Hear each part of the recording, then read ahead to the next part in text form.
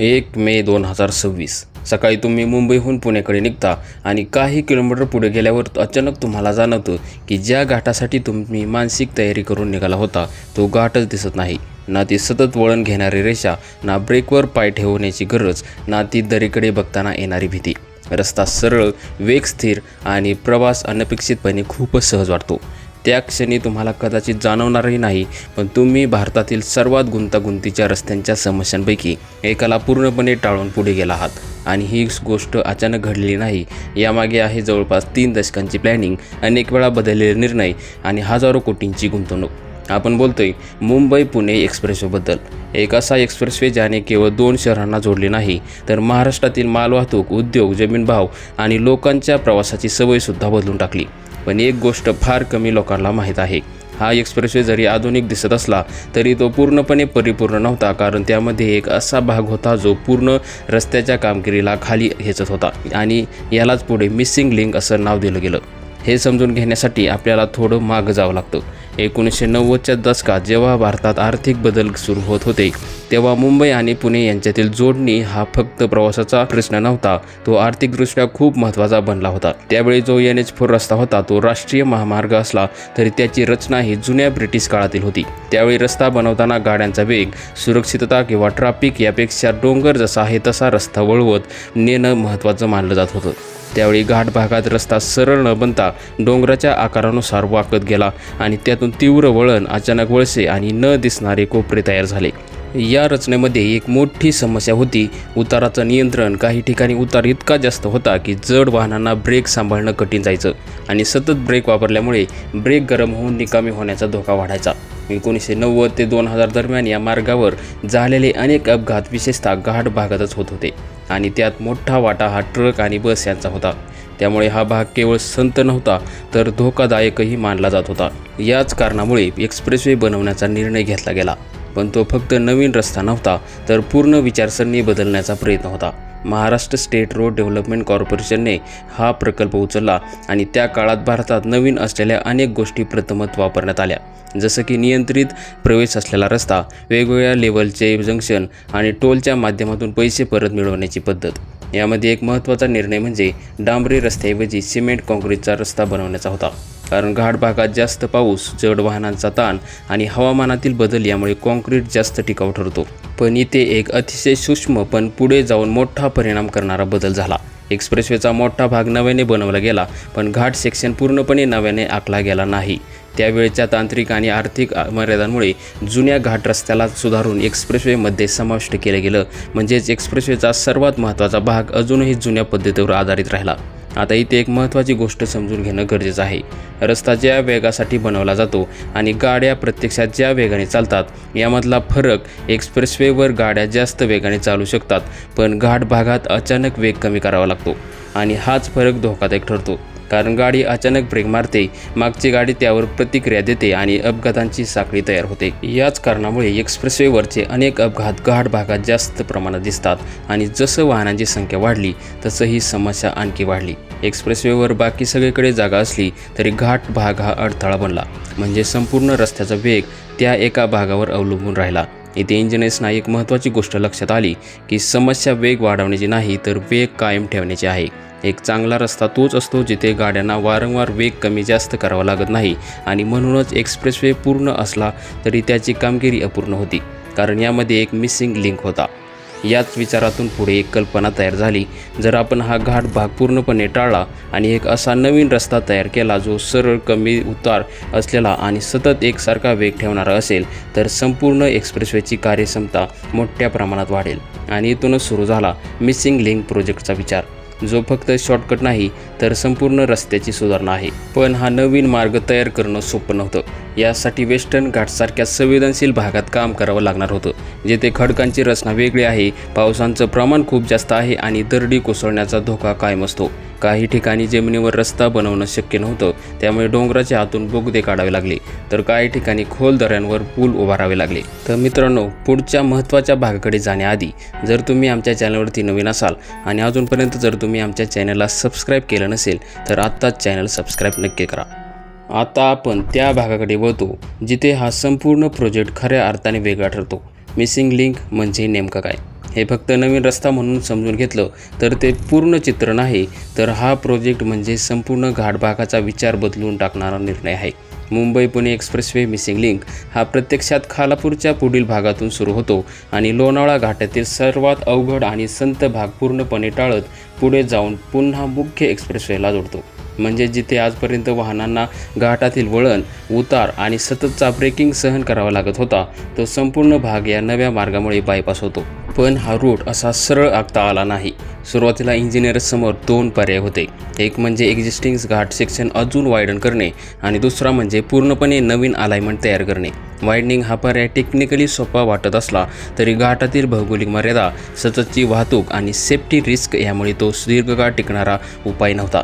म्हणूनच दुसरा अधिक कठीण पण प्रभावी पर्याय निवडला गेला, तो म्हणजे पूर्णपणे नवीन मार्ग तयार करण्याचा.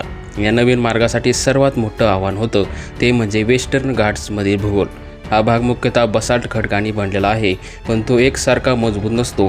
काही ठिकाणी खडक अत्यंत कणखर असतात, तर काही ठिकाणी ते थरांमध्ये विभागलेले, सैल किंवा पाण्याने झिजलेले असतात. त्यामुळे सरळ रस्ता काढणं शक्य नव्हतं. म्हणूनच इंजिनियर्सनी ठरवलं की जिथे सरफेसवर रस्ता बनवणं कठीण आहे तिथे डोंगराच्या आतून बोगदे काढायचे आणि जिथे खोल दऱ्या आहेत तिथे उंच पूल बांधायचे. या प्रोजेक्टमधील सर्वात महत्त्वाचा भाग म्हणजे त्यातील मोठे बोगदे. यात एक मुख्य बोगदा सुमारे 8 किलोमीटरपेक्षा जास्त लांबीचा आहे. हा बोगदा तयार करताना केवळ खडक फोडणं पुरेसं नव्हतं, तर आतमध्ये हवा खेळती राहील याची व्यवस्था, आग लागल्यास सुरक्षित बाहेर पडण्यासाठी मार्ग आणि सतत निरीक्षण करण्यासाठी कॅमेरे यांसारख्या गोष्टींचीही व्यवस्था करावी लागली. बोगद्याच्या आत तापमान, धूर आणि वायूंचा साठा नियंत्रित ठेवण्यासाठी विशेष व्हेंटिलेशन सिस्टम बनवण्यात आले आहेत. पण बोगदे खोदणं हे सगळ्यात कठीण काम होतं. काही ठिकाणी ड्रिलिंग करताना अचानक पाणी झिरपू लागायचं, तर काही ठिकाणी खडक अचानक तुटून पडायचे, तर काही ठिकाणी जमीन अपेक्षेपेक्षा जास्त सैल निघायची. त्यामुळे काम अनेक वेळा थांबावं लागलं, नवीन पद्धती वापराव्या लागल्या आणि काही ठिकाणी डिझाईन बदलावे लागले. यालाच ग्राउंड रिॲलिटी म्हणतात, जिथे कागदावरचा प्लॅन आणि प्रत्यक्षातली परिस्थिती वेगळी असते. या प्रोजेक्टमध्ये फक्त रस्ता बनवला गेला नाही, तर सेफ्टीवरही विशेष लक्ष दिलं गेलं आहे. सतत ट्रॅफिकवर नजर ठेवणारी प्रणाली, अपघात झाल्यास लगेच माहिती देणारी व्यवस्था आणि इमर्जन्सी रिस्पॉन्स सिस्टम यामुळे हा मार्ग केवळ वेगवान नाही, तर अधिक सुरक्षित देखील बनतो. या मिसिंग लिंकमुळे अंतर जरी काही किलोमीटरचेच कमी होत असले तरी सर्वात मोठा बदल वेळेत आणि प्रवासाच्या अनुभवात होणार आहे. घाटातील 20 ते 30 मिनिटांचा संथ आणि तणावपूर्ण प्रवास आता मोठ्या प्रमाणात कमी होणार आहे आणि संपूर्ण प्रवास अधिक स्मूथ आणि प्रेडिक्टेबल होणार आहे. आत्तापर्यंत आपण पाहिलं की मिसिंग लिंकमध्ये टनेल्स आणि नवीन रूट कसा तयार करण्यात आला. पण या संपूर्ण प्रोजेक्टमधील सर्वात चॅलेंजिंग आणि व्हिज्युअली स्ट्रिकिंग भाग म्हणजे हा उंच ब्रिज, जो लोणावळा घाटातील खोल दरी ओलांडण्यासाठी उभारण्यात आला आहे. अनेक जण याला टायगर व्हॅली ब्रिज म्हणूनही ओळखतात. हा ब्रिज साधा पूल नाही, इथे वायडक्ट आणि केबल सपोर्टेड स्ट्रक्चर यांचा एकत्रित वापर करण्यात आला आहे, जेणेकरून खोल दरीवर कमी आधारावर मोठा स्पॅन सुरक्षितपणे पार करता येईल. या ब्रिजचं सर्वात मोठं वैशिष्ट्य म्हणजे त्याचं लोकेशन. खाली खोल व्हॅली, बाजूला तीव्र उताराचे डोंगर आणि वर सतत बदलणारा वारा. अशा ठिकाणी सरळ रस्ता काढणं शक्य नव्हतं, म्हणून इंजिनियर्सना हवेत ब्रिज उभा करावा लागला. पारंपरिक पद्धतीने अनेक पिलर्स घालून ब्रिज बांधणं इथे प्रॅक्टिकल नव्हतं, कारण प्रत्येक पिलरसाठी मजबूत पाया मिळवणं खूप कठीण होतं. म्हणूनच जिथे मोठा स्पॅन आहे तिथे केबलचा आधार घेतला गेला. हे केबल्स का वापरले जातात हे समजून घेतलं तर या ब्रिजचं खरं इंजिनिअरिंग लक्षात येतं. जेव्हा 2 टोकांमध्ये अंतर जास्त असतं आणि खाली सपोर्ट देणं शक्य नसतं, तेव्हा केबल्सच्या मदतीने रोड डेकचं वजन वरच्या टावर्सकडे ट्रान्सफर केलं जातं. यामुळे स्ट्रक्चर हलका राहतो, स्टॅबिलिटी वाढते आणि कमी पिलर्समध्ये जास्त अंतर पार करता येतं. त्यामुळे हा डिझाईन विशेषतः घाट आणि दरीसारख्या भागात खूप उपयोगी ठरतो. या ब्रिजमध्ये दिसणारी उंच टावर्स हे संपूर्ण स्ट्रक्चरचे बॅकबोन आहेत. या टावर्सवरून खाली येणाऱ्या केबलचा पॅटर्न अगदी गणिती पद्धतीने डिझाईन केला जातो, जेणेकरून प्रत्येक भागावर येणारा भार संतुलित राहील. वाऱ्याचा वेग, व्हेकलचा भार आणि सतत होणारे व्हायब्रेशन्स या सगळ्यांचा विचार करून हा ब्रिज तयार करण्यात आला आहे. पण हा ब्रिज बांधताना सगळ्यात मोठं आव्हान होतं ते म्हणजे construction process. Balanced cantilever technique वापरून हा ब्रिज दोन्ही बाजूंनी हळूहळू पुढे वाढवत बांधण्यात आला. खाली सपोर्ट देणं शक्य नसल्यामुळे हा एकमेव सुरक्षित मार्ग होता. प्रत्येक सेगमेंट जोडताना मिलीमीटर लेव्हल ॲक्युरसी ठेवणं आवश्यक होतं, कारण शेवटी दोन्ही बाजू अचूकपणे मॅच होणं गरजेचं असतं. फाउंडेशन तयार करणं हे आणखी एक मोठं चॅलेंज होतं. घाटातील खडक सर्वत्र सारखे मजबूत नसतात. काही ठिकाणी हार्ड बासाल्ट मिळतो तर काही ठिकाणी फ्रॅक्चर्ड लेयर्स असतात. त्यामुळे प्रत्येक पिलरसाठी वेगवेगळ्या खोलीपर्यंत ड्रिलिंग करून स्ट्रॉंग बेस तयार करण्यात आला. यामुळेच ब्रिज दीर्घकाळ स्टेबल राहू शकतो.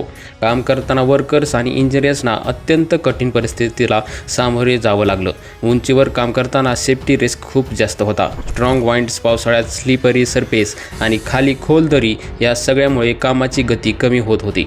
अनेक वेळा सेफ्टीसाठी काम थांबावंही लागलं. मटेरियल्स आणि मशिनरी या ठिकाणी पोहोचवणं हे सुद्धा मोठं आव्हान होतं. दुर्गम भाग असल्यामुळे टेम्पररी ॲक्सेस रोड्स तयार करावे लागले आणि काही ठिकाणी हेवी क्रेन्सचा वापर करून मटेरियल्स वर उचलावे लागले. म्हणजे हा ब्रिज केवळ डिझाईनचा नाही तर लॉजिस्टिकचा देखील एक मोठा टेस्ट होता. या ब्रिजचं अलाइनमेंट पूर्णपणे सरळ नाही. एक्सप्रेसवेच्या रूटनुसार तो थोडासा वाकलेला आहे आणि तरीही व्हेकल्स हाय स्पीडने स्टेबल राहतील यासाठी अत्यंत अचूक कॅल्क्युलेशन्स करण्यात आले आहेत. हेच या ब्रिजचं इंजिनिअरिंग ब्रिलियन्स दाखवतं. रेकॉर्डबद्दल बोलायचं झालं तर हा ब्रिज भारतातील सर्वात उंच किंवा सर्वात लांब नाही, पण घाटातील हायवे ब्रिजमध्ये तो अत्यंत ॲडव्हान्स आणि युनिक मानला जातो. विशेषतः एक्सप्रेसवेवर केबल सपोर्टेड सेक्शन असलेला हा प्रकार भारतात फार कमी ठिकाणी पाहायला मिळतो. जेव्हा तुम्ही या ब्रिजवरून प्रवास कराल तेव्हा तुम्हाला कदाचित फक्त एक स्मूथ रस्ता दिसेल, पण त्याखाली असलेली खोली, वरचे टावर्स आणि केबल्समध्ये धरलेला संपूर्ण भार ही सगळी इनविजिबल इंजिनिअरिंग या ब्रिजला खऱ्या अर्थाने मजबूत बनवते. आणि म्हणूनच हा ब्रिज फक्त एक पूल नाही तर अशा ठिकाणी तयार केलेला मार्ग आहे जिथे साधारण रस्ता बनवणं जवळजवळ अशक्यच होतं. आणि हाच या मिसिंग लिंक प्रोजेक्टचा सर्वात इम्प्रेसिव्ह भाग आहे. आता आपण त्या भागाकडे वळतो जिथे या संपूर्ण प्रोजेक्टची खरी कसोटी लागली, आणि तो म्हणजे हा प्रोजेक्ट इतका उशिरा का पूर्ण झाला. यामागची खरी कारण बाहेरून पाहिलं तर Mumbai Pune expressway missing link हा फक्त एक रस्ता वाटतो, पण प्रत्यक्षात हा भारतातील सर्वात कठीण इन्फ्रास्ट्रक्चर प्रोजेक्ट्सपैकी एक होता. जिथे इंजिनिअरिंगपेक्षा जास्त संघर्ष झाला तो प्लॅनिंग, परमिशन आणि ग्राउंड कंडिशन्समुळे. सुरुवातीला या प्रोजेक्टची कल्पना साधारण 2010च्या आसपास स्पष्ट होऊ लागली. ट्रॅफिक वाढत होता, घाट सेक्शन बॉटलनेक बनत होता आणि भविष्यात हा प्रॉब्लेम आणखी मोठा होणार हे स्पष्ट होतं.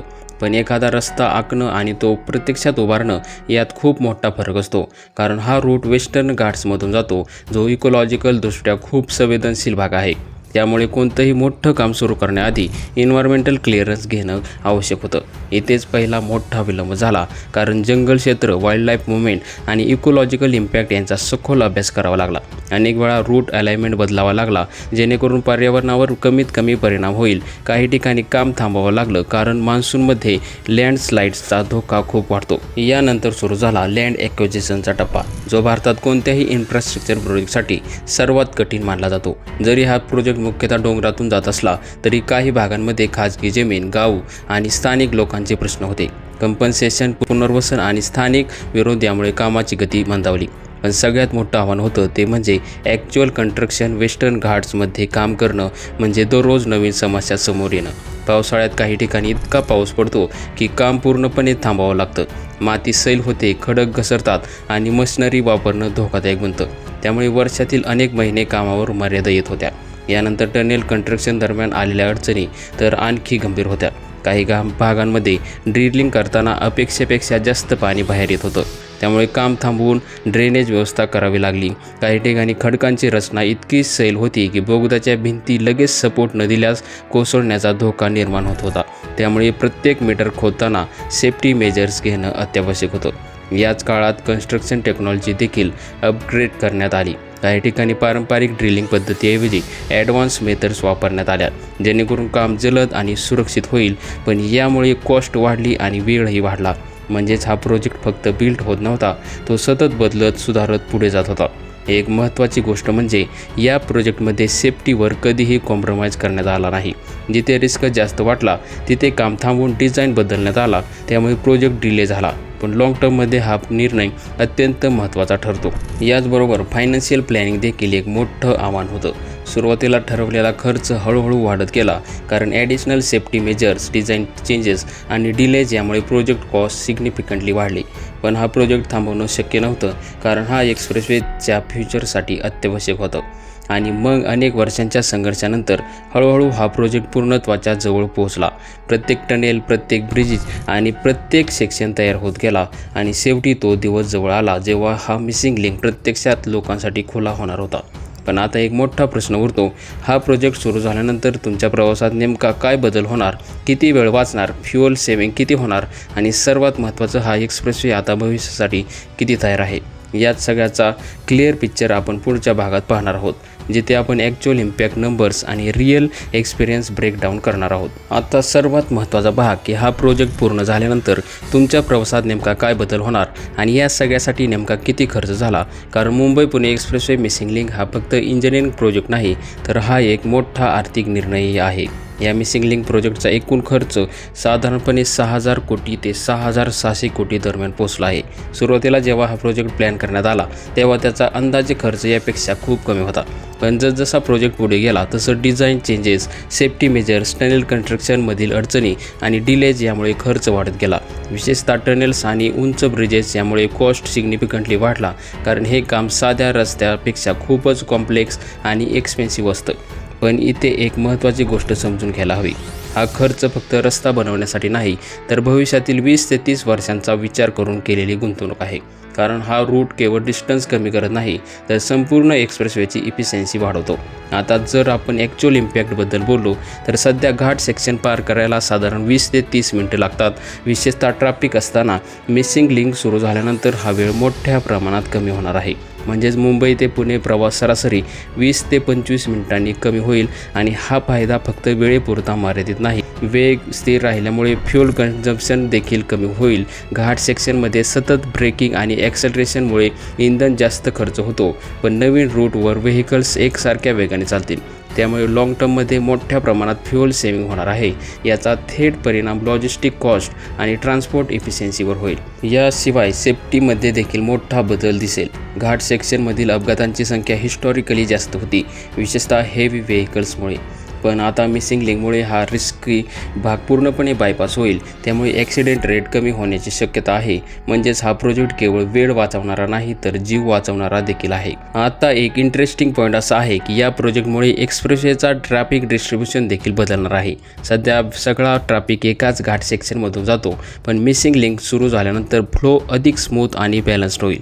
यामुळे बॉटलनेक कमी होतील आणि पीक टाईमला देखील प्रवास अधिक प्रेडिक्टेबल होईल. पण इथे एक मोठा प्रश्न पुढे येतो की हा एक्सप्रेसवे भविष्यातील वाढत्या ट्रॅफिकसाठी पुरेसा आहे का. कारण आज ज्या वेगाने व्हेकल काउंट वाढतो आहे त्यानुसार काही वर्षानंतर पुन्हा कॅपॅसिटी इश्यू निर्माण होऊ शकतो. म्हणजेच मिसिंग लिंक हा शेवट नाही, तर पुढील डेव्हलपमेंटसाठी एक मजबूत पायाभूत टप्पा आहे. मिसिंग लिंकमुळे आजचा सर्वात मोठा प्रश्न सुटतोय, पण उद्याच्या गरजांसाठी अजूनही काम सुरूच राहणार आहे. आणि हाच इन्फ्रास्ट्रक्चरचा खरा अर्थ आहे. सतत बदलत राहणं, सुधारत राहणं आणि भविष्याला तयार राहणं.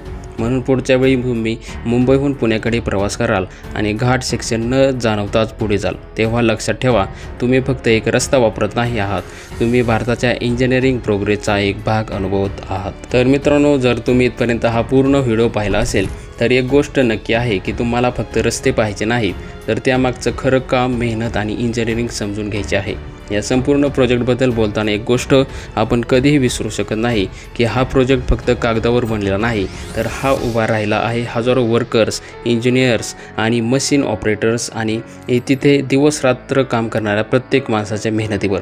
पावसात, उन्हात, धोकादायक परिस्थितीत, डोंगरात काम करताना त्यांनी जे परिश्रम घेतले त्यामुळंच आज आपण सुरक्षित आणि वेगवान प्रवास करू शकतो. म्हणूनच या Mumbai Pune expressway missing link project मागे जे सगळे लोक आहेत त्यांना मनापासून सलाम. आता तुमच्यासाठी एक छोटीशी विनंती, अशा प्रकारचे व्हिडिओज बनवणं हे फक्त बोलण्याचं काम नाही. एका व्हिडिओसाठी आम्ही साधारण 10 ते 15 दिवस रिसर्च, ॲनालिसिस, स्क्रिप्ट रायटिंग आणि एडिटिंगमध्ये घालवतो, जेणेकरून तुम्हाला ॲक्युरेट, खरी आणि कामाची माहिती मिळेल. म्हणून जर तुम्हाला असेच डीप, इन्फॉर्मेटिव्ह आणि खरं नॉलेज देणारे व्हिडिओ पाहिजे असतील तर आपल्या मराठी माणसाच्या चॅनलला आत्ताच सबस्क्राईब करा. कारण इथे तुम्हाला फक्त कंटेंट नाही, तर खरी, तपासलेली आणि उपयोगाची माहिती मिळणार आहे. हा व्हिडिओ तुम्हाला आवडला असेल तर लाईक नक्की करा आणि शेअर करा तुमच्या मित्रांसोबत, फॅमिलीसोबत, विशेषतः जे मुंबई पुणे प्रवास करतात. तुमचं मत आम्हाला खूप महत्त्वाचं आहे, त्यामुळे कमेंटमध्ये नक्की सांगा तुम्ही मिसिंग लिंकवरून प्रवास करायला उत्सुक आहात का आणि पुढचा व्हिडिओ कोणत्या प्रोजेक्टवर पाहायला आवडेल. धन्यवाद आणि भेटूया पुढच्या व्हिडिओमध्ये. जय महाराष्ट्र.